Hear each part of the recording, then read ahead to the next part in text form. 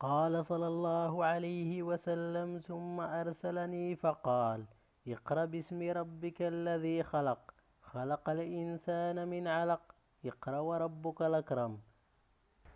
سورة العلق، آية 3.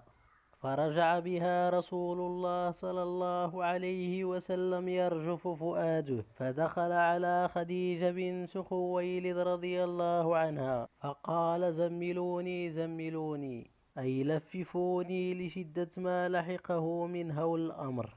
والعادة جارية بسكون الرعد بالتلفف، فزملوه حتى ذهب عنه الروع.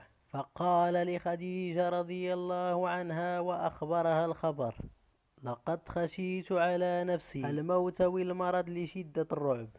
فقالت خديجة: كلا والله ما يخزيك الله أبدا، أي ما يفضحك الله، إنك لتصل الرحم وتحمل الكلى وتكسب المعدوم وتقري الضيف وتعين على نوائب الحق. فانطلقت به خديجة حتى أتت به ورقة بن نوفل بن أسد بن عبد العزى ابن عم خديجة، وكان امر قد تنصر في الجاهلية، وكان يكتب الكتاب بالعبرانية، فيكتب من الإنجيل بالعبرانية ما شاء الله أن يكتب.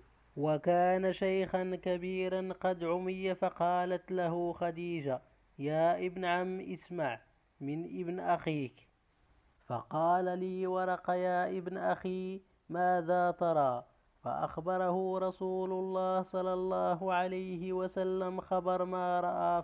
فقال له ورقة: هذا الناموس الذي نزل الله على موسى، يا ليتني فيها جدعا، يا ليتني أكون حيا إذ يخرجك قومك. فقال له رسول الله صلى الله عليه وسلم: أو مخرجيهم؟ قال: نعم، لم يأت رجل قط بمثل ما جئت به إلا عدي، وإن يدركني يومك انصرك نصرا مؤزرا. ثم لم ينشب ورق أن توفي وفترة الوحي، أي احتبس 3 سنين.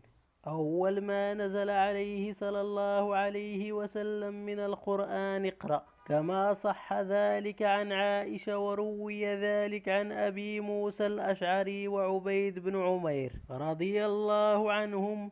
قال النووي: وهو الصواب الذي عليه الجماهير من السلف والخلف، أن بالمنتظر اتفق مؤرخو العرب وأصحاب السيرة أن أهل الكتاب كانوا ينتظرون ظهور نبي في ذلك الزمان، وكانوا يعلمون أوصافه وأحواله. من ذلك أنهم ذكروا أنه ثبت بالأخبار القريبة من التواتر أنشاقا وسطيحا، كان كاهنين يخبران بظهور نبينا محمد صلى الله عليه وسلم قبل زمان ظهوره. قصة حليمة السعدية، وأنها كانت تعرض رسول الله صلى الله عليه وسلم على اليهود كلما مر بها جماعة منهم وتحدثهم بشأنه، فكانوا يحضون على قتله فتهرب منهم. أنهم اتفقوا على أن بحير الراهب عرف الرسول بعلامات فيه،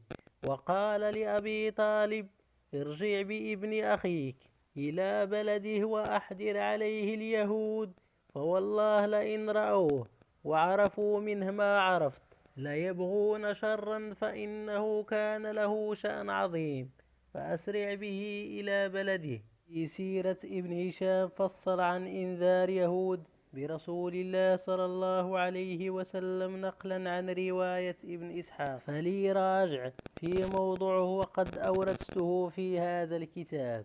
قصة سلمان الفارسي رضي الله عنه الذي أسلم بعد أن استدل على رسول الله صلى الله عليه وسلم بعلامات كان يعرفها من الرهيب الذي صاحبه أخيرا. وقصة إسلام سلمان مشهورة ومذكورة في المصادر المعتبرة التي يعول عليها المؤرخون، ولا يمكن أن تكون مختلقة، فقد رواها ابن عباس عن لسان سلمان الفارسي نفسه رضي الله عنهما.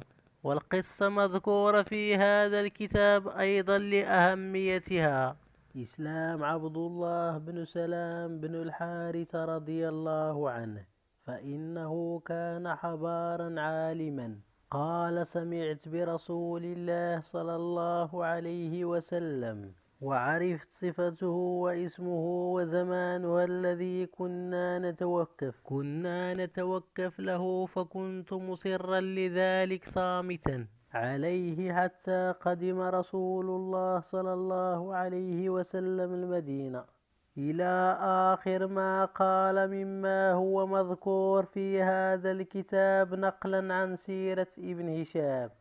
كانت العرب تسمع من أهل الكتاب ومن الكهان أن نبيا يبعث في العرب اسمه محمد، فسمى من بلغه ذلك من العرب ولده محمدا طامعا في النبوة. وقد ذكرت في كتابي هذا أسماء بعضهم نقلا عن طبقات بن سعيد كاتب الواقدي.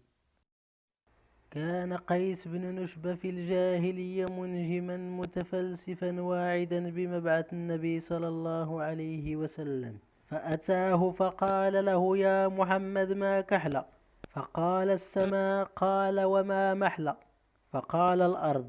فآمن به وقال: لا يعرف هذا إلا نبي. فقال قيس في ذلك: تابعت دين محمد ورديته كل الرضا لأماناتي ولديني، ما زلت آمله وأراقب وقته، والله قدر أنه يهديني، أعني ابن أمين الأمين، ومن به أرجو التخلص من عذاب الهون. فكان قوم قيس إذا ورضوا على النبي صلى الله عليه وسلم قالوا لهم: كيف حبركم؟ كل هذا وغيره يؤدي أنهم كانوا ينتظرون نبيا يظهر في ذلك الزمان، وليس ذلك بمستغرب، فإن البشار به صلى الله عليه وسلم قد وردت في التوراة والإنجيل، وقد أثبتنا ذلك في فصل سابق من هذا الكتاب، مستشهدين بآيات من كتاب المقدس المطبوع باللغة العربية. فلا بد أن أهل الكتاب في ذلك الزمان كانت لديهم كتب أخرى ألفها علماؤهم شرحا للكتاب المقدس، فاستقوا منها تلك المعلومات والعلامات التي عرفوا بها صفة رسول الله صلى الله عليه وسلم وموطنه وزمانه واضطهاد قومه له وهجرته. إننا نرجح ذلك بل نؤكده، لأن إذا كنا قد استخرجنا من الكتاب المقدس المطبوع في أيامنا آية تبشر برسالته صلى الله عليه وسلم وتصفه وتصف شريعته وموطنه وأصحابه، فلا بد أن يكون أهل الكتاب قديما ولاسم العلماء منهم قد اطلعوا في النسخة العبرية القديمة التي كانت لديهم، ولم نتوصل إليها على معلومات، وفي خاصة بالرسول تعود غريبة بالنسبة لنا.